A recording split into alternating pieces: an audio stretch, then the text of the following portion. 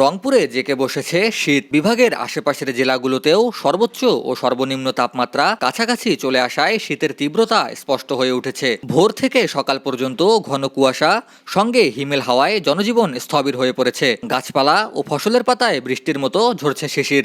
এই 2 দিন আগে এরকম অনেক শীত ছিল, আজকেও শীত আছে, তবে বাতাসও আছে। মানুষ এখনো প্রস্তুতি নিতে পারে নাই।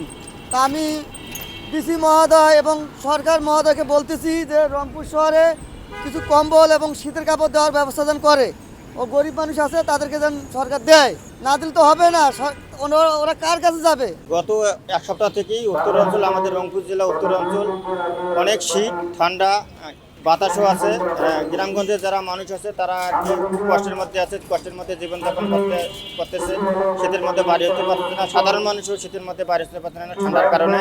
তাই আমি জেলা প্রশাসন সহ যারা সংসদ সদস্য প্রার্থী আছে নির্বাচন করছে তাদেরকে জোর দাবি জানাই, ওই উত্তরাঞ্চল নিরীহ এলাকার যারা সাধারণ নিরীহ মানুষ আছে তাদেরকে যেন শীতের ব্যবস্থা, কম্বল অথবা জ্যাকেটের ব্যবস্থা করে দেন। তাই এটা তাদের কাছে আমার এটা জোর দাবি। এদিকে রংপুর মেডিকেল কলেজ হাসপাতাল সহ বিভিন্ন স্বাস্থ্য কমপ্লেক্স সূত্রে জানা গেছে, শীতজনিত কারণে আগের চেয়ে রোগীর সংখ্যা বেড়েছে। এর মধ্যে সবচেয়ে বেশি শিশু ও বৃদ্ধরা হাঁপানি সহ বিভিন্ন রোগে এবং শিশুরা নিউমোনিয়া, ডায়রিয়া রোগে আক্রান্ত হচ্ছেন। অন্যদিকে শীত নিবারণে আগুন পোহাতে অনেকেই হচ্ছেন অগ্নিদগ্ধ।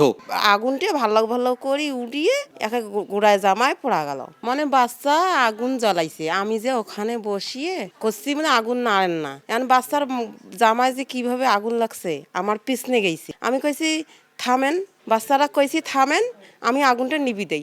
বাচ্চারা সাথে সাথে দৌড় মেরেছে। এখন আমিও দৌড়েছি, যতই দৌড়েছি তত বাচ্চাও দৌড়েছে, ধরা দেয় না। তখন আগুনটা ভালো করে উড়িয়ে একে গোড়ায় জামায় পড়া গেল। আর আমার স্বামী যা ছিঁড়ি দিল, আমার বউ যা ছিঁড়ি দিল। এই আগুন জ্বলাইছে না অল্প আনা ঘুষড়িয়াত। চিকিৎসকরা বলেন, শীতকালে শিশু ও বৃদ্ধদের যত্নে সতর্কতা মেনে চলা অত্যন্ত জরুরি।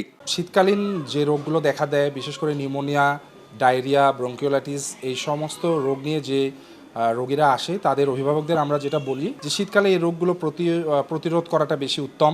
সেক্ষেত্রে হাত ঠিকমতো ধোয়া, বিশেষ করে টয়লেটের পরে এবং শিশুকে খাওয়ানোর আগে হাত ধোয়া, একদম ঠান্ডা পানি না দেয়া, কিছুটা কুসুম গরম পানি পান করানো।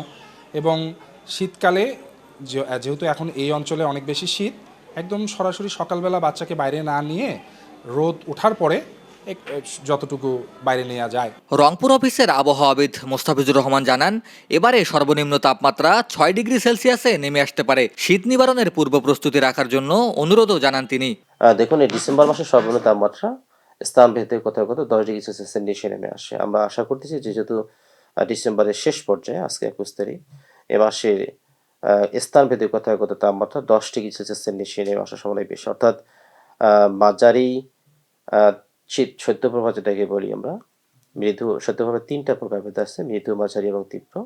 তার মধ্যে মৃদু এবং মাঝারি ধরনের যে শৈত্যপ্রবাহ, অর্থাৎ তাপমাত্রা 10-এর নিচে নেমে আসার সম্ভাবনা বেশি।